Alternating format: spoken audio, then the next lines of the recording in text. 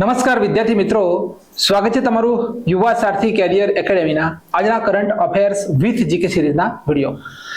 આજના વિડીયોની અંદર 18 અને 19 એપ્રિલ 2024ના કરંટ અફેર્સના પ્રશ્નોની માહિતી મેળવવાની છે, જેની અંદર એકી સંખ્યાની અંદર જે પણ પ્રશ્નો હશે તેની માહિતી હું તમને આપીશ અને બેકી સંખ્યાની અંદર જે પણ આપણું ટાઇટલ હશે એકી સંખ્યા અને બેકી સંખ્યા, તો બેકી સંખ્યાની અંદર જે પણ પ્રશ્નો હશે એ રાવલ સર કરાવશે. બરોબર, તો વિડીયોની આપણે શરૂઆત કરીએ. અને પહેલો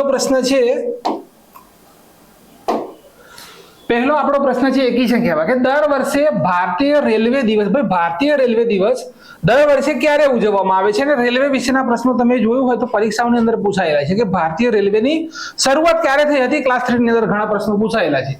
ઓપ્શન છે 15 એપ્રિલ, 16 એપ્રિલ, 17 એપ્રિલ અને 18 એપ્રિલ. આપણો કરેક્ટ આન્સર છે 16મી એપ્રિલના દિવસે ભારતીય રેલવે દિવસ ઉજવવામાં આવે છે. અહીંયા લખેલું છે, બરાબર, 167, બરાબર, કેટલામાં તો 167માં જે દિવસ છે તેની ઉજવણી કરવામાં આવી. 16 એપ્રિલ 1853માં ભારત દેશમાં પ્રથમ રેલવે ચલાવવામાં આવી હતી, તેને યાદ કરીને આ દિવસની ઉજવણી આપણે કરીએ છીએ. ભારતીય રેલવે વિશે થોડી માહિતી આપણે લઈ લઈએ. થોડી માહિતી તો તેની શરૂઆત થયેલી છે 16 એપ્રિલ 1853માં. કઈ જગ્યાએથી શરૂઆત થઈ? તો મુંબઈ થી થાણે વચ્ચે 34 કિલોમીટર આ ટ્રેન પ્રથમ વખત ચલાવવામાં આવી હતી. કેટલી? 34 કિલોમીટર મુંબઈ થી થાણે. આ ટ્રેનનું નામ પરીક્ષાની અંદર પૂછી લે કે ટ્રેનનું નામ શું રાખવામાં આવ્યું હતું? તો આ ટ્રેનનું નામ રાખવામાં આવ્યું હતું બ્લેક બ્યુટી. આ ટ્રેનનું નામ રાખવામાં આવ્યું હતું. ભારતના ગવર્નર એ સમયે કોણ હતા? તો લોર્ડ ડેલહાઉસી. પરીક્ષામાં પૂછાય છે કે આ ટ્રેનની શરૂઆત કોણે કરી હતી? તો લોર્ડ ડેલહાઉસી દ્વારા શરૂઆત કરવામાં આવી હતી. ભારતીય રેલવે એક્ટ 1890 અંતર્ગત રેલવે બોર્ડની સ્થાપના 1905 ની અંદર કરવામાં આવેલી છે. ભારતમાં પ્રથમ ઇલેક્ટ્રિક ટ્રેનની શરૂઆત ક્યારે થઈ? તો 1925 ની અંદર. ભારતીય રેલવેનું 2030 સુધીની, વિદ્યાર્થી મિત્રો, 2030 સુધી પૂરા ભારત દેશની અંદર ઇલેક્ટ્રિક રેલવે કરવાનું આયોજન છે. ઘણી જગ્યાએ એવી છે કે જે જગ્યા ઉપર ડીઝલથી રેલવે ચાલી રહી છે, અને એ શું છે તો એક પોલ્યુશન છે. અને યુએનઓએ રિપોર્ટ પણ જાહેર કરી છે કે પોલ્યુશન જે છે, ગ્રીન હાઉસ ગેસના ઉત્સર્જનમાં ભારત દેશ વિશ્વમાં 3જા નંબરે છે. હવે ભારત દેશનું લક્ષ્યાંક ક્યાં સુધીનું છે? તો 2070 સુધી ભારત દેશને ઉર્જા સ્વતંત્ર બનાવવાનું, 2047 સુધી, બરોબર, 2047 સુધી ભારત દેશને ઉર્જા સ્વતંત્ર બનાવવાનું લક્ષ્ય પણ રાખવામાં આવેલું છે. બરાબર, તો અહીંયા આપણે યાદ રાખીશું કે 2030 સુધી પૂરી ભારતીય રેલવેને ઇલેક્ટ્રિફિકેશન કરવાનું લક્ષ્ય છે. ભારતની પ્રથમ મેટ્રોની શરૂઆત કઈ જગ્યાએ થઈ હતી? તો 1984 ની અંદર થઈ હતી. મેટ્રો મેન ઓફ ઇન્ડિયા કોને કહેવામાં આવે છે? તો કહેવામાં આવે છે શ્રી ધરણ પિલ્લઈ. કોણ છે? તો શ્રી ધરણ જે પિલ્લઈ છે તેમને મેટ્રો મેન ઓફ ઇન્ડિયા કહેવામાં આવે છે. બાકી ભારતની પ્રથમ વંદે ભારત ટ્રેન કઈ જગ્યાએ ચલાવવામાં આવી હતી? તો આ જે ટ્રેન છે, આ એક્સપ્રેસ ટ્રેનની શરૂઆત 2018 ની અંદર થઈ હતી દિલ્હીથી કટરા. બરાબર, દિલ્હીથી કટરા અહીંયા લખેલું નથી, પણ દિલ્હીથી કટરાની વચ્ચે શરૂઆત થઈ હતી. ભારતના રેલવે મંત્રી કોણ? તો અશ્વિની વૈષ્ણવ છે. કોણ છે? અશ્વિની વૈષ્ણવ. અને તમને ખબર હોય તો વડોદરાની અંદર આપણી એક રેલવે યુનિવર્સિટી આવેલ છે, જેનું નામ બદલી અને ગતિ શક્તિ યુનિવર્સિટી કરવામાં આવેલ છે. શું નામ કરવામાં આવ્યું? ગતિ શક્તિ યુનિવર્સિટી કરવામાં આવેલ છે. તો આ આજના કરંટ અફેર્સનો પહેલો પ્રશ્ન છે, જેની અંદરથી ઘણી બધી માહિતી મેં તમને આપી છે, પરીક્ષાની અંદર પૂછાઈ શકે તેવી. બીજા નંબરનો જે ક્વેશ્ચન છે તમને રાવલ સર કરાવશે. અહીંયા મિત્રો આપણે જોઈએ તો બીજા નંબરનો જે પ્રશ્ન છે, કયા દેશની સેનાએ ઇઝરાયલ ઉપર કરવામાં આવેલા હુમલાને ઓપરેશન ટુ પ્રોમિસ આપ્યું છે? તો અહીંયા ઓપ્શન આપણે આપ્યા છે ઈરાન, અફઘાનિસ્તાન, ઈરાક અને લેબનાન. તો કયા દેશ દ્વારા હુમલો કરવામાં આવ્યો હતો? તો ઈરાન દ્વારા મિત્રો, અને ઇઝરાયલ ઉપર કરવામાં આવ્યું છે. અને આને આપણે ઓપરેશન ટુ પ્રોમિસ નામ આપવામાં આવ્યું છે. શું નામ આપવામાં આવ્યું છે? Operation two promise. 150 મિસાઇલ અને 200 ડ્રોન થી ઇઝરાયલ પર આ હુમલો કરવામાં આવેલું છે. અને 2 એપ્રિલ 2024 ના દિવસે ઇઝરાયલે સિરિયાની અંદર જે ઈરાની એમ્બેસી છે તે એના પર હુમલો કર્યો હતો, અને જેમાં ઈરાનના આર્મી ઓફિસરનું પણ મૃત્યુ થયું હતું. તો આ પ્રશ્ન તમે બીજા નંબરનો યાદ રાખવાનો છે આપણે કે ઓપરેશન ટુ પ્રોમિસ કયા દેશે આપેલું છે? તો ઈરાને આપેલું છે. હવે ત્રીજા નંબરનો પ્રશ્ન આપણે સાહેબ જોડે જઈએ. જો વિદ્યાર્થી મિત્રો, ત્રીજા નંબરનો પ્રશ્ન ખાસ મહત્વનો છે, કેમ કે હાઇબ્રિડ પીચ નો ઉપયોગ કરીને પિચ બનાવનાર ભારતનું પ્રથમ સ્ટેડિયમ કયું બન્યું? હવે આ જે સ્ટેડિયમ છે તેની અંદર તમે જોયું હશે કે આ ઘાસ જે ઉગાડવામાં આવે છે, બરોબર, આ ઘાસ તે લોન જે હોય તે અમુક સમયે ખરાબ પણ થતી હોય છે. હવે એક ટેકનોલોજીના માધ્યમથી અહીંયા હાઇબ્રિડ લોન પણ ઉગાડવામાં આવશે અને આ હાઇબ્રિડ પીચ જે તમે અહીંયા જોઈ શકો છો, આ જે બનાવી રહ્યા છે તે પીચ બનાવી રહ્યા છે, હાઇબ્રિડ પીચનો પણ ઉપયોગ થશે, બરોબર, હાઇબ્રિડ પીચનો ઉપયોગ કરશે. અને આવું કરનાર ભારતનું પ્રથમ સ્ટેડિયમ કયું બન્યું એવું પૂછી લે તો અહીંયા આપણો કરેક્ટ આન્સર છે ધર્મશાલા. કયું સ્ટેડિયમ? ધર્મશાલા. તો હિમાચલ પ્રદેશની અંદર ધર્મશાલા સ્ટેડિયમ હાઇબ્રિડ પીચ ટેકનિકનો ઉપયોગ કરનાર ભારતનું પ્રથમ સ્ટેડિયમ બન્યું. હવે સૌથી મોટું સ્ટેડિયમ તો ક્રિકેટ સ્ટેડિયમ કયું છે? તો નરેન્દ્રભાઈ મોદી સ્ટેડિયમ. અને આગામી બીજા નંબરનું સૌથી મોટું ક્રિકેટ સ્ટેડિયમ કઈ જગ્યાએ બની રહ્યું છે? તો રાજસ્થાનની અંદર બની રહ્યું છે, બરાબર. જોઈએ આગળનો પ્રશ્ન. હવે ચોથા નંબરનો અહીંયા પ્રશ્ન જોઈએ. કયા મહિલાને women's cricketer Wisden to leading cricketer of the year તરીકે પસંદગી કરવામાં આવી છે 2024 ની અંદર? તો અહીંયા ખાસ યાદ રાખવાનું છે કે નેટ સ્કાયવર બ્રુટ, હાર્મનપ્રીત કૌર, ડેન વેન નીક્રેક અને એલિસ પેરી, આ 4 ઓપ્શન આપણા જોડે છે. તો કયા ક્રિકેટરને મળી છે આ Wisden leading cricketer of the year નો એવોર્ડ? તો નેટ સ્કાયવર બ્રુટને મળ્યો છે. અહીંયા આપણે જોઈએ આ મહિલા ક્રિકેટર ઓફ ધ યર 2024 ની પસંદગી કરવામાં આવેલી છે. પુરુષોમાં જો મિત્રો જોઈએ તો ઓસ્ટ્રેલિયા દેશના પેટ કમિન્સ ની પસંદગી કરવામાં આવી છે. આ પણ મોસ્ટ આઈએમપી છે, આ સ્ટાર કરી દેજો. અને T20 leading cricketer of the year 2024 માં વેસ્ટ ઇન્ડિઝની મહિલા ખેલાડી છે હેલી મેથ્યુઝ, એમને આ પુરસ્કાર મળ્યો છે. અને test cricketer of the year leading cricketer ઓસ્ટ્રેલિયાના મેન ટ્રેવિસ હેડને આપવામાં આવેલું છે. તો આ 4 પ્રશ્નો જે અહીંયા છે બીજા એ પણ મોસ્ટ આઈએમપી સ્ટાર કરી દેજો, પરીક્ષામાં પૂછાય એવા છે. 5મા નંબરનો પ્રશ્ન છે વિદ્યાર્થી મિત્રો, અહીંયા નિયુક્તિ છે કે અહીંયા નામ છે બ્રહ્મા કુમાર અને કયા દેશમાં ભારતીય રાજદૂત તરીકે નિયુક્ત કરવામાં આવે? મેં આગળના વિડીયોની અંદર શીખવાડ્યું હતું કે ઘણી જગ્યા ઉપર તમે જોયું છે હાઈ કમિશનર અને ઘણી જગ્યા ઉપર જોયું છે રાજદૂત. જે જગ્યા ઉપર બ્રિટન દેશોએ હુકુમત કરી છે એ જગ્યા ઉપર, એ બ્રિટન દેશોએ જે જગ્યા ઉપર રાજ કર્યું હોય, ભારત દેશ ઉપર રાજ કર્યું, એટલે બ્રિટન દેશની અંદરથી અહીંયા કોઈક નિયુક્ત થશે, બરોબર, એમ્બેસીની અંદર, તો તેને રાજદૂત નહીં કહેવામાં આવે, તેને હાઈ કમિશનર કહેવામાં આવશે. કેમ? કે બ્રિટન દેશે અહીંયા રાજ કરી ચૂકેલા છે માટે. એવી રીતે જો અમેરિકાની અંદર આપણે કોઈને નિયુક્ત કરીએ છીએ તો એ જગ્યા ઉપર શું બોલાશે? રાજદૂત. તો મેં તમને સમજાવ્યું હતું, બરોબર. તો અહીંયા લખ્યું છે બ્રહ્મા કુમારને કયા દેશની અંદર? તો આપણો કરેક્ટ આન્સર છે ઝિમ્બાબ્વેની અંદર તેમને રાજદૂત નિયુક્ત કર્યા છે. કઈ જગ્યાએ? ઝિમ્બાબ્વે. અહીંયા તમે તેની ઇમેજ પણ જોઈ શકો છો. આ છે આપણા આઈએએસ. શું નામ છે? તો બ્રહ્મા કુમાર.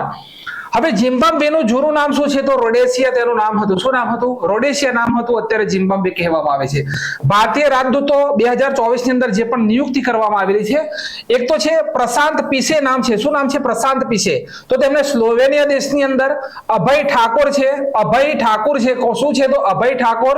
તો તેમને મ્યાનમારની અંદર રાજદૂત બનાવવામાં આવ્યા. ત્યાર પછી દિનકર અસ્તાના છે, તેમને ગેમ્બિયા નામનો દેશ છે તેની અંદર બનાવવામાં. સીતારામ મીના તેમને નાઇજીરિયા છે, નાઇજર છે, બરાબર. નાઇજર અને નાઇજીરિયા અલગ છે. તો નાઇજર દેશમાં રાજદૂત બનાવવામાં આવે. સૌરવ કુમાર લાસ્ટમાં છે, તો તેમને લક્ઝમબર્ગમાં નિયુક્ત કરવામાં આવે. આ છેલ્લા 3 મહિનાની અંદર આજે રાજદૂત નિયુક્ત કરવામાં આવે તે અહીંયા માહિતી આપવામાં આવેલી છે, બરાબર. અને બ્રિટન દેશની અંદરથી ભારત દેશની અંદર જે હાઈ કમિશનર બનાવવામાં આવ્યા છે તે એક લેડી છે. પ્રથમ વખત બ્રિટન દેશે એવું કર્યું કે કોઈ લેડીને ભારત દેશની અંદર એમ્બેસીની અંદર રાજદૂત તરીકે નિયુક્ત કર્યા અને તેમનું નામ છે લિન્ડી, કોઈક નામ છે, બરાબર. તેમનું નામ હતું લિન્ડી, બરાબર. તેમને નિયુક્ત કર્યા છે. જોઈએ આગળનો પ્રશ્ન. હવે અહીંયા 6થા ક્રમનો આપણે પ્રશ્ન જોઈએ કે 18 એપ્રિલના દિવસે કયા દિવસ તરીકે આપણે ઉજવીએ છીએ? તો વર્લ્ડ હેરિટેજ ડે તરીકે ઉજવીએ છીએ.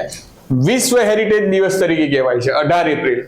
તો 18 એપ્રિલે પૂરા વિશ્વમાં હેરિટેજ દિવસ તરીકે આપણે ઉજવીએ છીએ મિત્રો. અને 19 થી 25 નવેમ્બર આ તારીખ યાદ રાખજો. 19 થી 25 નવેમ્બર જે સપ્તાહ છે એ વર્લ્ડ હેરિટેજ સપ્તાહ તરીકે આપણે એને ઉજવીએ છીએ. વિશ્વમાં સૌથી વધુ વર્લ્ડ હેરિટેજ સાઇટ જો કોઈ દેશમાં આવેલી હોય તો એ દેશનું નામ છે ઇટાલી. ઇટાલી દેશની અંદર સૌથી વધુ હેરિટેજ સાઇટ આવેલી છે. હવે બીજી અધર માહિતી આપણે જોઈ લઈયાની કે ભારતની પ્રથમ 4 વર્લ્ડ હેરિટેજ સાઇટ કઈ છે, બરોબર. તો 1983 ની અંદર આપણે જોઈએ તો તાજમહેલ, આગ્રાનો કિલ્લો, એલોરાની ગુફાઓ અને અજંતાની ગુફાઓ, આ 4 સાઇટ 1983 ની અંદર ભારતની પ્રથમ 4 વર્લ્ડ હેરિટેજ સાઇટ તરીકે નામાંકિત થયેલી છે. અને ભારતની છેલ્લી હેરિટેજ સાઇટો જોઈએ તો એક છે કાકટીય રુદ્રેશ્વર રામપ્પા મંદિર છે જે તેલંગાણાની અંદર આવેલું છે. પછી છે ધોળાવીરા, જે કચ્છની અંદર આવેલું છે, ગુજરાતમાં હડપ્પન શહેર કહેવાય છે. અને 41મી હાલ જોઈએ તો શાંતિ નિકેતન 2023 જે પશ્ચિમ બંગાળમાં જાહેર થઈ. અને 42મી લાસ્ટ હતી હોયસેલાના કર્ણાટકના પવિત્ર મંદિરો. તો આ પણ એક મહત્વનો પ્રશ્ન જે એક્ઝામની અંદર પૂછાય એવું છે. વર્લ્ડ હેરિટેજ ડે 18 એપ્રિલે ઉજવાય છે. બીજી ગુજરાતની થોડી માહિતી આપણે અહીંયા જોઈ લઈએ. ગુજરાતમાં ચાંપાનેર, રાણકી વાવ અને અમદાવાદ શહેર અને ધોળાવીરા, આમ કહીને 4 વર્લ્ડ હેરિટેજ સાઇટો છે ગુજરાતની અંદર. ઓકે, રાણકી વાવ 1063માં રાજા રામખેંગારની પુત્રી રાણી ઉદયમતી દ્વારા પોતાના પતિ ભીમદેવની સ્મૃતિમાં બનાવવામાં આવી છે. રાણકી વાવ સરસ્વતી નદી કિનારે આવેલી છે. કઈ નદી કિનારે? સરસ્વતી. ચાંપાનેર ગુજરાતના પંચમહાલ જિલ્લાના હાલોલ તાલુકામાં આવેલું છે. ઓકે, અને ચાંપાનેરની સ્થાપના કોણે કરી હતી? તો ચાવડા વંશના રાજા હતા વનરાજસિંહ ચાવડાએ, જે 8મી સદીમાં સ્થાપના કરી હતી. પછી મોહમ્મદ બેગડાએ આક્રમણ કરીને એને જીત્યું હતું. ચાંપાનેર ગુજરાતના સુલતાન મોહમ્મદ બેગડાની રાજધાની પણ હતી. 2004માં વર્લ્ડ હેરિટેજ સાઇટ તરીકે જાહેર કરવામાં આવેલી છે. અને 2017માં અમદાવાદ દેશનું પ્રથમ વર્લ્ડ હેરિટેજ સિટી તરીકે આપણે નામાંકિત કરેલી છે. પછી જયપુરને નામાંકિત કરવામાં આવ્યું. 2017માં દેશનું પ્રથમ વર્લ્ડ હેરિટેજ સિટી અમદાવાદ બન્યું. અને ધોળાવીરા કચ્છ જિલ્લાની ખદીર બેટમાં આવેલું છે, જેને 2023માં વર્લ્ડ હેરિટેજ સાઇટ તરીકે જાહેર કરવામાં આવેલી, જે 4થા નંબરની સાઇટ ગુજરાતની હતી. ઓકે, હવે આગળ જોઈએ. ચલો 7મા નંબરનો પ્રશ્ન છે. આ પણ પરીક્ષાની અંદર 2 થી 3 પ્રશ્નો પૂછાયેલા છે 1857ની ક્રાંતિ વિશે.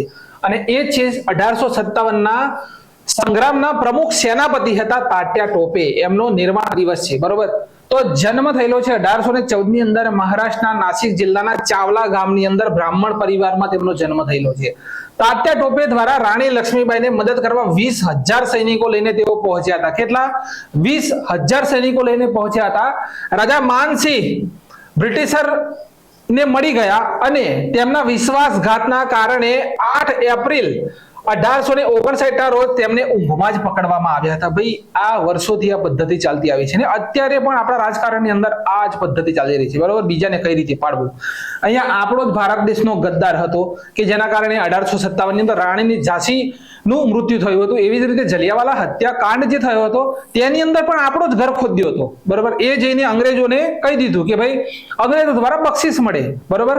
પૈસાની લાલચ, એટલા માટે ભારત દેશ સાથે ગદ્દારી કરી અને જલિયાવાલા બાગનો હત્યાકાંડ પણ એ જ રીતે થયો હતો. મીટિંગ ભરાવાની જે હતી એ બધી જઈને માહિતી આપી દીધી ડાયરને, અને ડાયરે આપીને 1600 ગોળીઓનું ફાયરિંગ કરી દીધું. એવી જ રીતે અહીંયા પણ આ તાત્યા ટોપેનું મૃત્યુ થયું હોય તો આ રાજા માનસિંહ ભારતનો ગદ્દાર હતો. શું હતો ભાઈ? ગદ્દાર.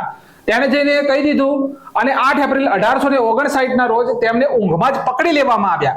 પણ 18મી જે એપ્રિલ છે તેને યાદ કરવામાં આવે છે ભારત દેશની અંદર. કેમ કે 18 એપ્રિલ 1859ના રોજ તાત્યા ટોપેને ફાંસી આપવામાં આવી હતી 18 એપ્રિલના દિવસે. તાત્યા ટોપેનું મૂળ નામ પરીક્ષાની અંદર પૂછાઈ ગયું, રામચંદ્ર પાંડુરંગ ટોપે. ક્લિયર? આગળનો પ્રશ્ન જોઈએ. હવે 8મા નંબરનો પ્રશ્ન છે. સુડાન દેશ ઉપર આંતરરાષ્ટ્રીય માનવતાવાદી સંમેલનનું આયોજન ક્યાં થયું હતું? સુડાન દેશમાં આંતરરાષ્ટ્રીય માનવતાવાદી સંમેલનનું આયોજન ક્યાં થયું હતું? બરોબર.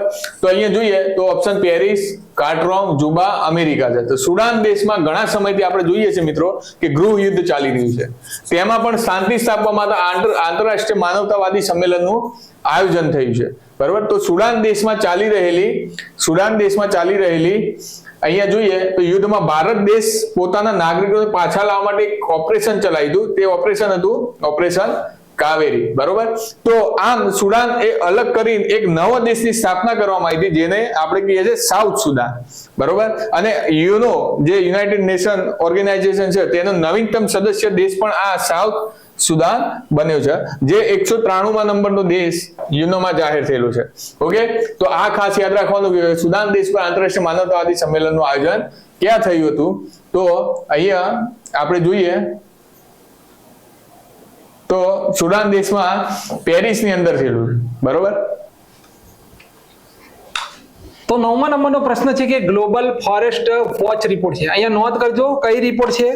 તો ગ્લોબલ ફોરેસ્ટ વોચ રિપોર્ટ મુજબ 2001 થી લઈ અને 2023 સુધી સૌથી ઓછું વૃક્ષનું નુકસાન કયા રાજ્યમાં થયું છે? પહેલું તો ગ્લોબલ ફોરેસ્ટ વોચ રિપોર્ટ બહાર પાડવામાં આવેલ છે, જેની અંદર પ્રથમ નંબરે કયું રાજ્ય છે? તો આસામ રાજ્યની અંદર સૌથી વૃક્ષોનું ઓછું નુકસાન કરવામાં આવેલું છે. બરાબર. ભારત દેશમાં 2001 થી લઈને 2023 ની વચ્ચે 2.33 મિલિયન હેક્ટર વૃક્ષોની ઉણપ આવી છે. કુલ આવરણમાં કેટલા થાય તો 6% થાય. બરાબર. હવે ભારત દેશમાં ફોરેસ્ટ સર્વે રિપોર્ટ કોના દ્વારા બહાર પાડવામાં આવે છે તો ઇન્દિરા ગાંધી ફોરેસ્ટ એકેડેમી દેહરાદૂન દ્વારા દર 2 વર્ષે રિપોર્ટ બહાર પાડવામાં આવે છે. પ્રથમ શરૂઆત 1987 ની અંદર તેની કરવામાં આવી હતી. આટલી માહિતી આપણે યાદ રાખી. જોઈએ આગળનો પ્રશ્ન. હવે 10મા નંબરનો પ્રશ્ન છે. IMF દ્વારા ચાલુ વર્ષે ભારતનો ગ્રોથ રેટ અંદાજ વધારીને 6.8% એને કર્યો છે. ઓકે, તો ભારતનો ગ્રોથ રેટની અંદાજ જો વધાર્યો છે IMF અને 30 બેઝિસ પોઈન્ટ અથવા 0.30% વધારીને અને 6.8% એને આ અંદાજો આપ્યો છે. તો RBI એ પણ ચાલુ નાણાકીય વર્ષની અર્થવ્યવસ્થા આપણને 7% દરે આગળ વધવાની આશા દર્શાવી છે. તો RBI કેટલા ટકા? 7% દર બતાવ્યો છે. એ જ રીતે IMF આપણને અહીંયા 6.8% દર બતાવ્યો છે. RBI આશા વ્યક્ત કરી છે કે 1 એપ્રિલથી શરૂ થતા ચાલુ નાણાકીય વર્ષની અંદર અર્થતંત્ર આપણો 7% દરે વૃદ્ધિ કરશે. ઓકે, તો આગળનો પ્રશ્ન હવે જોઈએ. જો સૌથી બેસ્ટ અને સૌથી સારામાં સારો પ્રશ્ન છે કે વૃંદાવનની અંદર કઈ જગ્યાએ વૃંદાવન 6 અજબ રૂપિયામાં તૈયાર થઈ રહેલું શ્રી કૃષ્ણનું 70 માળનું મંદિર. તો અહીંયા આ મંદિરની તમે જે ભવ્યતા છે તે તમે જોઈ શકો છો ઇમેજની અંદર. તો વૃંદાવન હેરિટેજ ટાવરની ઊંચાઈ 210 મીટર. બરોબર, એટલે કે આપણી સરદાર વલ્લભભાઈ પટેલની જે મૂર્તિ છે તેનાથી પણ ઊંચું 210 મીટર. આપણી સરદાર વલ્લભભાઈ પટેલની મૂર્તિ છે 182 મીટર. કેમ કે વિધાનસભાની સીટોની સંખ્યા આપણી કેટલી છે 182, પણ અહીંયા તો 210 મીટર હશે અને 70 માળનું આ મંદિર બની રહ્યું છે. કઈ જગ્યાએ? યુપી ની અંદર. તો $8 કરોડ એટલે કે 6 અજબ રૂપિયાથી વધુનો ખર્ચ થશે. આ અષ્ટકોણ માળખામાં north wing, south wing, East wing અને વેસ્ટ વિંગ મળીને 4 મંદિર હશે. એ ઉપરાંત ચોથી સાઇટ પર 3 મંદિર અને સ્વામી પ્રભુપાદનું સ્મારક બનાવવામાં આવશે.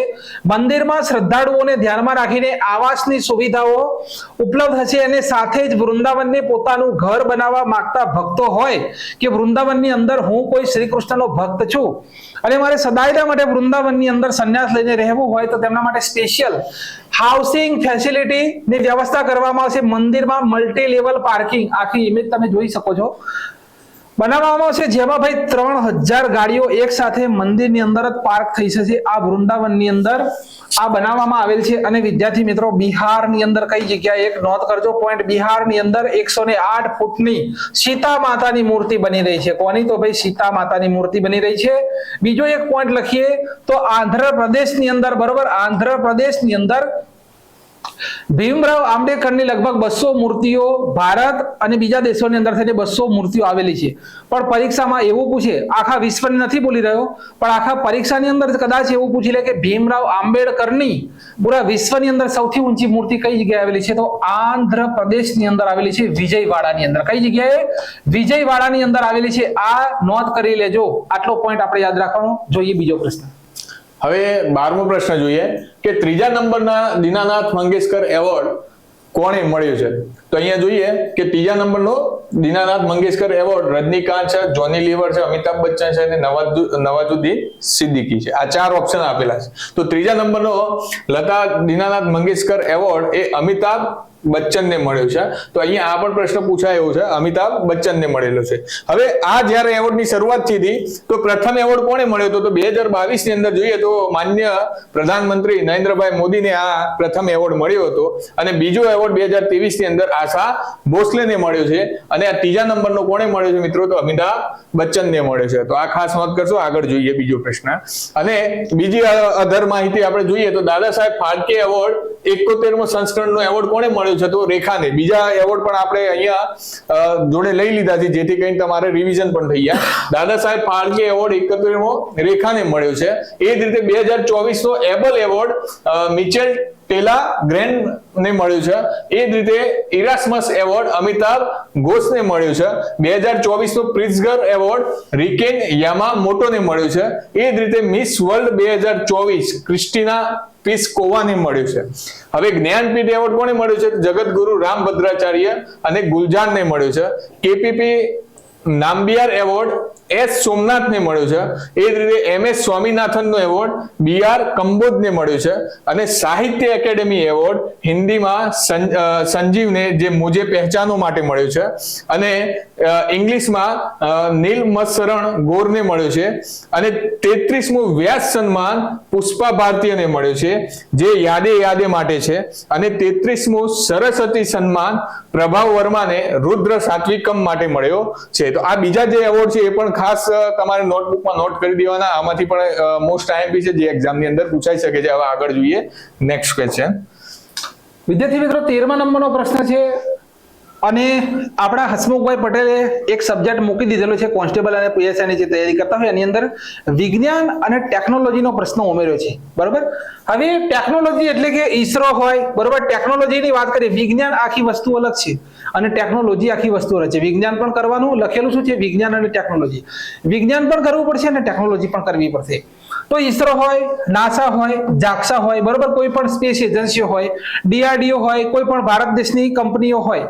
હવે અહીંયા 13મા નંબરનો પ્રશ્ન એવો કહી રહ્યો છે કે ESA એટલે કે યુરોપિયન સ્પેસ એજન્સી નું પ્રોબા 3 મિશન કોણ લોન્ચ કરશે? બરોબર, પ્રોબા 3 મિશન કોણ લોન્ચ કરશે? તો રાઈટ આન્સર છે ભારત. તો mission Proba 3 Indian space research organisation launch કરશે. આ એક સૂર્યનું અધ્યયન કરવા માટેનું મિશન છે. તેને PSLV એટલે કે પોલર સેટેલાઇટ લોન્ચિંગ વ્હીકલ ના XL રોકેટની મદદથી લોન્ચ કરવામાં આવશે. તેની સાથે 2 અંતરિક્ષ યાન જશે. કેટલા? 2. એક છે કોરોનાગ્રાફ અને બીજું છે ઓર્ગ્યુલેટર. આ 2 યાન જશે. યુરોપીય સ્પેસ એજન્સીની સ્થાપના 1975 માં થયેલી છે. મુખ્ય મથક આવેલું છે પેરિસની અંદર. થોડા સમય પહેલા યુરોપીય સ્પેસ એજન્સીએ જ્યુસ નામનું મિશન લોન્ચ કર્યું હતું. જ્યુસ એટલે કે જુપિટર આઈસ મૂન્સ એક્સપ્લોરર. તો ESA નું પ્રોબા 3 મિશન કોણ લોન્ચ કરશે? આપણું ઇન્ડિયન સ્પેસ રિસર્ચ ઓર્ગેનાઇઝેશન. હવે મિત્રો આ 14મા નંબરનો પ્રશ્ન છે, એ નવીન લાગશે તમને કે હાલમાં કયા શહેરને તિરંગા બરફીની GI ટેગ મળ્યો છે? હવે આ બરફી અહીંયા તમે જોઈ શકો છો, તિરંગા બરફી છે. ઓકે, તો અહીંયા જોઈએ તો વારાણસી છે, અજમેર છે, અયોધ્યા છે કે દિલ્હી છે. તો આ GI ટેગ જે મળ્યો છે એ વારાણસીની તિરંગા બરફીને આપણે GI ટેગ મળ્યો છે. હવે આ બરફીની ખાસિયત શું છે મિત્રો? તો ભારત દેશની આઝાદીના આંદોલન સમયે આપણા ક્રાંતિકારીઓએ તેની ગુપ્ત મીટિંગ અને ગુપ્ત સૂચનાઓને પહોંચાડવા માટે આ બરફીનો યુઝ કરતા હતા. આ તિરંગા બરફીનો આપણે જોઈએ તો ઉપયોગ થતો હતો. અહીંયા જોઈએ તો કેસરી રંગ શાના માટે? તો કેસરી લીલા રંગ માટે, કેસરી રંગ એ કેસર માટે, લીલા રંગ માટે પિસ્તા અને સફેદ રંગ માટે આપણે જોઈએ તો કાજુનો અહીંયા ઉપયોગ થયો છે. મિત્રો આ રીતે આપણને આઝાદી મળેલી છે. આ સિમ્બોલ તરીકે પણ આને યુઝ કર્યા છે અને આજે આને GI ટેગ પણ મળ્યો છે. તો આજે જોઈએ તો ભારત દેશમાં સૌથી વધુ GI ટેગ મેળવનાર રાજ્ય કોણ બની ગયું છે? તો ઉત્તર પ્રદેશ બની ગયું છે. આના પહેલા તમિલનાડુ હતું, બરોબર, આના પહેલા તમિલનાડુ હતું, પણ હવે સૌથી વધુ GI ટેગ ધરાવનાર રાજ્ય કયું બની ગયું છે મિત્રો? તો અહીંયા જોઈએ તો ઉત્તર પ્રદેશ મળી ગયું છે. નેક્સ્ટ ક્વેશ્ચન જોઈએ.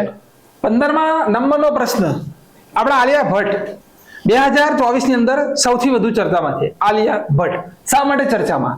તો એક તો સાઉદી અરબ, બરોબર, કઈ કન્ટ્રી છે? તો ભાઈ સાઉદી અરબ જે કન્ટ્રી છે તેનો કયો એવોર્ડ છે? તો જોય એવોર્ડ મેળવનાર પ્રથમ ભારતીય મહિલા એવા છે કે તેમને સાઉદી અરબે જોય એવોર્ડ આપ્યો છે. બરોબર, હવે પ્રશ્ન છે કે હાલમાં ટાઈમ્સ 2024 ની સૌથી પ્રભાવશાળી સૂચિમાં કયા ભારતીય અભિનેત્રીનો સમાવેશ કરવામાં આવેલો છે? અહીંયા 3 થી 4 વ્યક્તિઓનો સમાવેશ કરવામાં આવેલો છે. ભારતીય પણ અહીંયા પોઈન્ટ શું લખેલો છે? અભિનેત્રી. તો આપણો કરેક્ટ આન્સર છે આલિયા ભટ્ટ. તો ટાઈમ્સ મેગેઝિનની 100 પ્રભાવશાળી વ્યક્તિઓની લિસ્ટમાં આલિયા ભટ્ટનો સમાવેશ કરવામાં આવ્યો. સાઉદી અરબનો જોય એવોર્ડ મેળવનાર પ્રથમ ભારતીય મહિલા છે. ભારતીય નિર્દેશક, હવે કયા વ્યક્તિઓ બીજા? તો આ ટાઈમ્સ મેગેઝિન 2024 માં ભારતીય નિર્દેશક દેવ પટેલ છે. સાક્ષી મલિક આપણા રેસલર છે. સાક્ષી મલિક ભારત દેશની અંદર અત્યારે સૌથી વધુ ચર્ચામાં છે. બરોબર, કેમ કે તમે જોયું હોય 2023 નું આખું વર્ષ એમનું ધરણામાં જ ગયું છે. બરોબર, એટલે કે આંદોલનની અંદર. એ શું છે એ બધાને ખબર છે. તો ટાઈમ્સ મેગેઝિન દ્વારા 100 પ્રભાવશાળી લિસ્ટમાં જે વ્યક્તિઓને સામેલ કરવામાં આવે 3 ભારતીય છે. એક છે આલિયા ભટ્ટ, બીજા નંબરે છે દેવ પટેલ અને ત્રીજા નંબરે છે સાક્ષી મલિક. પરીક્ષા લક્ષી પોઈન્ટ છે, નોંધ કરી લેજો. હવે આગળ 16 નંબરનો પ્રશ્ન જોઈએ. સ્પેસ ઇન્ડિયાના બ્રાન્ડ એમ્બેસેડર તરીકે કોણે કોણે બનાવ્યા છે? તો અહીંયા છે સાનિયા મિર્ઝા, સાનિયા નેહવાલ, અનામિકા દેસાઈ અને સંજના સાદી. તો અહીંયા જોઈએ તો બોલિવૂડ એક્ટ્રેસ અહીંયા આપણે જોઈએ છે સંજના સાદી ને પીસ ઇન્ડિયાએ પોતાના શું બનાવ્યા છે મિત્રો? તો બ્રાન્ડ એમ્બેસેડર. બરોબર. UNDP united nation development programme દ્વારા સંજના સાદીને યુથ ચેમ્પિયન એવોર્ડ થી પણ સન્માનિત કરવામાં આવ્યા છે. તો આ બીજો એક પણ એવોર્ડ અમને એનાયત થયેલો છે. અને સ્પેસ ઇન્ડિયાની સ્થાપના 2001 માં થયેલી છે. આ કંપની સ્કૂલના બાળકોને સ્પેસ એજ્યુકેશન માટે શું કરે છે મિત્રો? તો પ્રોત્સાહિત કરે છે. તો અહીંયા જોઈએ તો સ્પેસ ઇન્ડિયાના બ્રાન્ડ એમ્બેસેડર તરીકે સંજના સાદી ને બનાવવામાં આવેલા છે. આગળ આપણે જોઈએ 17મો પ્રશ્ન. 17મો પ્રશ્ન અતિ મહત્વપૂર્ણ છે. કેમ કે વિદ્યાર્થી મિત્રો, રામનવમીના દિવસે આપણું જે માધવપુર આવેલું છે પોરબંદરની અંદર, તે જગ્યા ઉપર ઘેડનો મેળો કહો કે માધવપુરનો મેળો કહો, બધું એક જ છે. બરોબર. તો માધવપુરનો મેળોનું આયોજન થયું ને આપણા રાજ્યપાલ કોણ છે? તો આચાર્ય દેવવ્રત. તો આ મેળાની અંદર વિદેશીઓ પણ આવે છે. બરોબર. તરણેતરના મેળાની અંદર વિદેશીઓ આવે છે, બહુઠાના મેળાની અંદર પણ આવે છે ભારતીય સંસ્કૃતિને નિહાળવા માટે. તો આ માધવપુરનો મેળો પરીક્ષામાં પૂછાશે કે લખેલું છે કે ગુજરાતમાં માધવપુરનો મેળો શરૂ થયો, તો માધવપુરનો મેળો કોની યાદમાં ઉજવાય છે? તો ભગવાન કૃષ્ણ અને રૂકમણીના જે વિવાહ છે આ પ્રસંગ સાથે જોડાયેલો છે. અહીંયા તમે ઇમેજમાં જોઈ શકો છો. અહીંયા પાત્ર પણ ભજવવામાં આવે છે સ્ટેજ ઉપર, આખો રિયાલિટી પણ કરવામાં આવે છે. બરોબર. આ રીતે આયોજન કરવામાં આવે છે મેળાનું. તો ભગવાન કૃષ્ણ અને રૂકમણીના વિવાહની યાદમાં માધવપુરનો મેળો યોજાય છે 17 એપ્રિલ થી લઈ અને 21 એપ્રિલની વચ્ચે આ મેળાનું આયોજન થયું, જેમાં આચાર્ય દેવવ્રત દ્વારા પોરબંદર ગુજરાતના માધવપુર ગામમાં આ મેળાનું ઉદ્ઘાટન કરવામાં આવ્યું. માધવપુરના મેળાનું સીધું કનેક્શન કોની સાથે છે? પરીક્ષામાં પૂછી લે છે આ પોઈન્ટ. બરોબર. તો અરુણાચલ પ્રદેશ સાથે છે. શા માટે? કે તેની મિશ્મી જનજાતિ સાથે સૌથી જૂનામાં જૂનો સંબંધ જોડાયેલો છે પોરબંદરના માધવપુરના મેળાનો. કઈ જનજાતિ? મિશ્મી. હવે કિવનદતી જે છે તેના મુજબ જ્યાં મિશ્મી જનજાતિ છે તે મિશ્મી જનજાતિના વંશના મહાન રાજા ભીષ્મક થી જોડાયેલ છે. રાણી રૂકમતી ના પિતા અને ભગવાન કૃષ્ણના સસરા કોણ હતા? તો ભીષ્મક હતા. કોણ હતા? ભીષ્મક. ક્યાંના હતા? અરુણાચલ પ્રદેશના. હવે અહીંયા જુઓ તો માધવપુર ગામની આજુબાજુનો વિસ્તાર ઘેડ તરીકે ઓળખાય છે. બરોબર. અને ઘેડનો મેળો પણ કહેવામાં આવે છે. તેની પણ એક અલગ વિશેષતા છે. સામાન્ય રીતે કોઈ પણ નદીના મૂળથી, બરોબર, મૂળથી મુખ સુધીમાં 3 ભાગ હોય છે, જેને ગીર પ્રદેશ, મેદાન પ્રદેશ અને મુખ પ્રદેશ. જેમાં મુખ પાસે નદીનો વેગ ધીમો હોય તેમાં કાપને ખસડી જવાની શક્તિ નથી હોતી, આથી મુખ પાસે કાપ એકત્ર થતો જાય છે. નદીના આવા ભાગને ઘેડ કહેવામાં આવે છે. ક્લિયર છે? સૌરાષ્ટ્રમાં દ્વારકાથી સોમનાથ સુધીના વિસ્તારમાં 2 ઘેડ મુખ્ય છે. એક બરડા ઘેડ અને બીજો સોરઠ ઘેડ. સાની, સોઠી અને વર્તુનો ઘેડ તે બરડા ઘેડ કહેવામાં આવે છે. પોરબંદર, કુતિયાણા, કેશોદ અને માંગરોળ જુનાગઢ જિલ્લો તાલુકાના નીચાણવાળા પ્રદેશમાં ભાદર અને કઈ નદી? ઓજદ નદી. બરાબર. ભાદર અને ઓજદ. તો મધુબંતી નદીના ઘેડ પ્રદેશ આવેલા છે. પશ્ચિમ કાંઠાનો આ સૌથી મોટો ઘેડ છે. ભાદર નદીથી બનતા ઘેડને ભાદર કાંઠો તથા ઓજદ નદીથી મધુબંતી નદીથી બનતા ઘેડને ઘેડ કહેવામાં આવે છે. ઘેડનો વિસ્તાર જ્યાંથી પૂરો થાય ત્યાંથી અલગ પડતા પ્રદેશને નાઘેડ કહેવામાં આવે છે. આ પ્રશ્ન ક્લાસ 3 માં પૂછાઈ ગયો. આગળ પર કઈક માહિતી છે કે માધવપુરમાં ચૈત્ર સુદ નવમ એટલે કે રામનવમી, બરોબર, દિવસે લગ્નોત્સવને કેન્દ્રમાં રાખીને ભક્તિ કીર્તનનો 5 દિવસનો માધવપુરનો મેળો ભરાય છે. ચૈત્ર સુદ 13 ના દિવસે કહેવાય છે કે આ મેળાની શરૂઆત લગભગ 13મી સદીથી થયેલી છે. ક્યારથી? તો 13મી સદીથી થયેલી છે. માધવપુરનો માંડવો, બરોબર, અહીંયા એક સરસ મજાની પંક્તિ પણ છે કે માધવપુરનો માંડવો આવે જાદવ કુળની જાન, પરણે રાણી રૂકમતી અને વર વાંછિત ભગવાન. અહીંયા ભગવાને અપહરણ કર્યું હતું. શું કર્યું હતું? અપહરણ. જાદવ જાનૈયા થયા, માંડવિયા પણ સોય, વિધિ સહિત વિવાહ રચ્યો, કસર ન રાખી કોઈ. માણેક સ્તંભ મંડપ રચ્યો, મધ્ય ચોરી બાંધી સાર, મોહન આવ્યા મોયરે અને કોટી ભુવનના કરતાર. આ પંક્તિ પણ સંકળાયેલી છે માધવપુરના મેળા સાથે. ક્લિયર છે? આગળ જોઈએ. હવે મિત્રો આપણે જોઈએ તો જ્યાં જોઈએ ત્યાં ચર્ચા છે ભગવાન રામલલ્લાની. તો એમના જોડે જ જોડાયેલો આ એક પ્રશ્ન નવો આવ્યો છે. પરીક્ષાની દ્રષ્ટિએ ખૂબ આઈએમપી છે. અત્યારે આપણે જોયું કે સૂર્ય તિલકની બહુ ચર્ચા થઈ રહી છે. તો સૂર્ય તિલકની દુર્લભ ઘટના કઈ જગ્યાએ થઈ? એક્ઝામની અંદર આવું પણ આવી શકે છે. તો અયોધ્યાના રામ મંદિરમાં, તિરુપતિ બાલાજી મંદિરમાં, સબરીમાલા મંદિરમાં કે શિરડીના સાઈનાથ મંદિરમાં? તો આનો જવાબ આવશે અયોધ્યા રામ મંદિરની અંદર. અહીંયા જોઈએ મિત્રો તો રામનવમી એટલે 17મી એપ્રિલના દિવસે રામલલ્લાને આપણે જોયું કે સૂર્ય તિલક કરવામાં આવ્યો. હવે આ શા માટે સૂર્ય તિલક કરવામાં આવ્યો?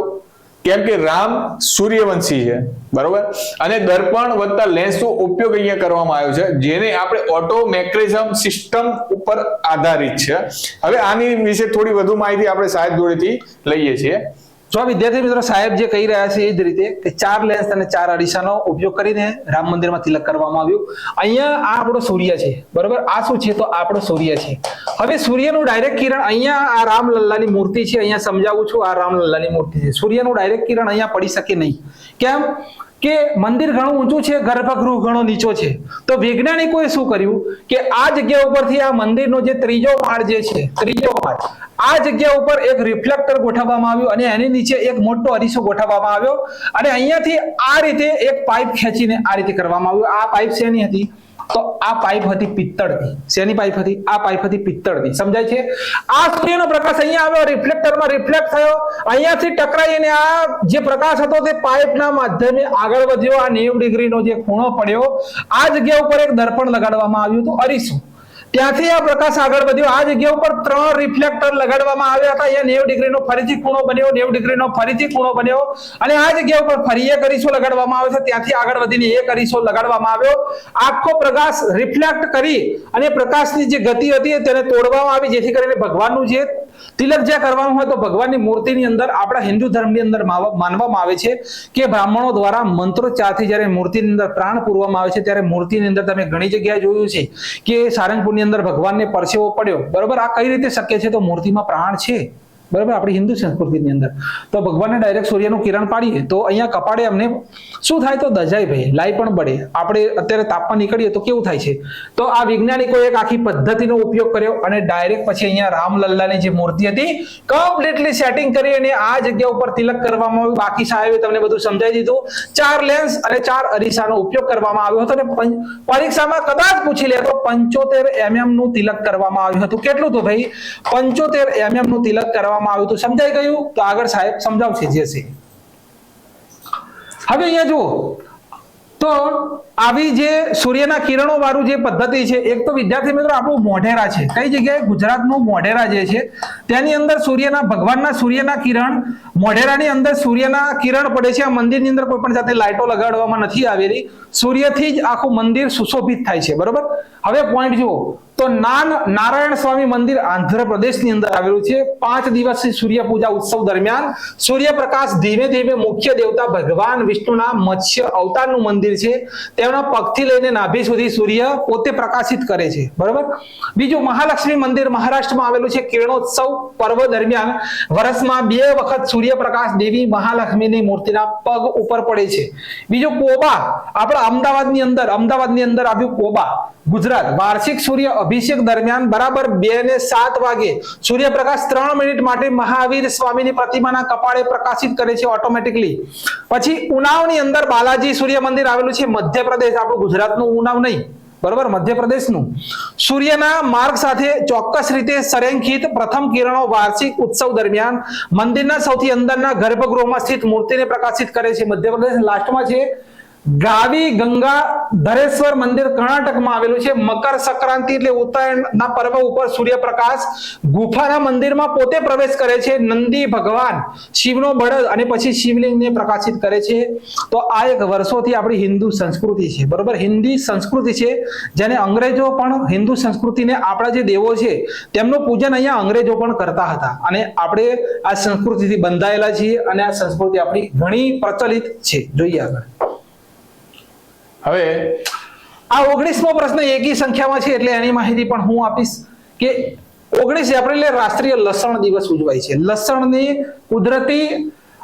કુદરતી ઔષધિ તરીકે ઓળખવામાં આવે છે લસણ. તો લસણને દુર્ગંધનું ગુલાબ કહેવામાં આવે છે. શું કહેવામાં આવે છે? તો દુર્ગંધી ગુલાબ કહેવામાં આવે છે. તેનો ઉદ્ભવ એશિયામાં 7000 વર્ષ પહેલા થયેલો છે. તેનો ઉપયોગ ઔષધીય હેતુ માટે થાય છે. કેન્સર ને રોકવા અને કોલેસ્ટ્રોલ જે હોય શરીરની અંદર તેને ઘટાડવા, બ્લડ પ્રેશરને ઓછું કરવા, સામાન્ય થાક લાગ્યો હોય તો લસણ જો આપણે ચાહીએ તો થાક પણ ઉતરી જાય છે, આવું કહેવું છે. તેમાં protein, vitamin A, B1, iron જેવા આવશ્યક ખનિજ હોય છે. તેમાં જુદા જુદા 17 એમિનો એસિડ પણ હોય છે. 300 થી વધુ જાત પૂરા વિશ્વભરમાં લસણની ઉપલબ્ધ છે. લસણ બરોબર, લસણ. હવે તમામ વિદ્યાર્થી મિત્રો કોમેન્ટ બોક્સ ની અંદર જણાવશે કે કયા રાજ્યના લસણને જીઆઈ ટેગ મળેલો છે. બરોબર. ઇજિપ્ત વાસીઓ લસણને ભગવાન તરીકે પૂજે છે. ભાઈ લસણને ભગવાન તરીકે ઇજિપ્તના વાસીઓ પૂજે છે. વિશ્વમાં લસણનું ઉત્પાદન કરવામાં ચીન પ્રથમ નંબરે અને ભારત બીજા નંબરે છે.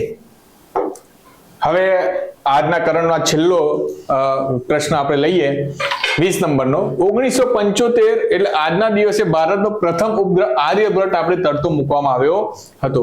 તો 1975 અને આજના દિવસે તો આર્યભટ્ટ વિશે થોડી આપણે માહિતી લઈએ અહીંયા. તો આર્યભટ્ટ ભારત દેશ દ્વારા તૈયાર કરવામાં આવેલો સૌપ્રથમ આપણો ઉપગ્રહ સેટેલાઇટ હતો મિત્રો, જેનું નામ મહાન પ્રાચીન ખગોળશાસ્ત્રી આર્યભટ્ટની યાદમાં રાખવામાં આવ્યું હતું. જે આપણા ખગોળશાસ્ત્રી હતા એમના નામે આપણે આ ઉપગ્રહ સેટેલાઇટનું નામ રાખવામાં આવ્યું હતું. આ ઉપગ્રહને કોસ્મોસ 3 એમ નામના રશિયન રોકેટ દ્વારા કાપુસ્તીન ના નામના રશિયન અવકાશ મથકેથી 19 એપ્રિલ 1975 ના રોજ છોડવામાં આવ્યો હતો. તો આજના દિવસે આ સેટેલાઇટ 19 તારીખે લોન્ચ કરવામાં આવેલો હતો, જેનું નામ છે આર્યભટ્ટ. તો વિદ્યાર્થી મિત્રો આટલું સરસ મજાનું 2 દિવસના કરંટ અફેર્સના તમે ગમે તે વિડીયો જોતા હોય, 5 કે 6 પ્રશ્નો હોય, તેની અંદર તો 1.5 કલાક રોજ તમે તમારો કાઢો છો અને નોટ્સ બનાવો છો તો તમારા 2 થી 2.5 કલાક દરરોજના. આ એક વિડીયો એવો છે કે ડેલી સર્વિસનું કરંટ અફેર્સ હોય, કોઈક એવી મજબૂરી હોય અમારી, બરોબર, લાઇટ ગયું હોય કે કંઈક એવી મજબૂરી હોય કે જેના કારણે અમે કરંટ અફેર્સનો વિડીયો નથી બનાવી શકતા, અને જે પ્રોમિસ કરી છે વિદ્યાર્થીઓને તો 1 દિવસ કે 2 દિવસે કરંટ અફેર્સ તમારા સુધી પહોંચાડીશું. આ 20 પ્રશ્નો છે, એક દિવસના 10 પ્રશ્નો, બીજા દિવસના 10 પ્રશ્નો. આ વિદ્યાર્થી મિત્રોને આ ડેલી પીડીએફ પણ જોઈતી હોય તો પણ વિદ્યાર્થી મિત્રો આખા વર્ષના ઉષા મેડમે કીધેલું છે કે આખા વર્ષના માત્ર ફક્ત 250 રૂપિયા છે, જેની અંદર તમને મહિનાનું કરંટ અફેર્સ પણ મળશે અને ડેલી પીડીએફ પણ મળશે. કરંટ અફેર્સની ટેસ્ટ તમારે જોઈતી હશે તો અમારું આયોજન છે કે કરંટ અફેર્સની ટેસ્ટ પણ તમને લાઈવ એપ્લિકેશનની અંદર અમે આપી દઈશું. બરોબર.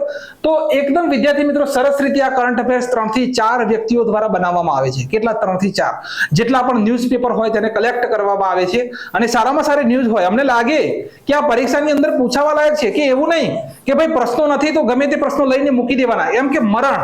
તો હું જોઈ રહ્યો છું કે પરીક્ષાઓની અંદર સરદાર વલ્લભભાઈ પટેલ હોય, મહાત્મા ગાંધી હોય, એ બધા વસ્તુ જુદી છે, પણ અત્યારે રિયલમાં જે તાજા મરણ થયેલા હોય એ મરણ જીપીએસસી પૂછતી નથી. છેલ્લા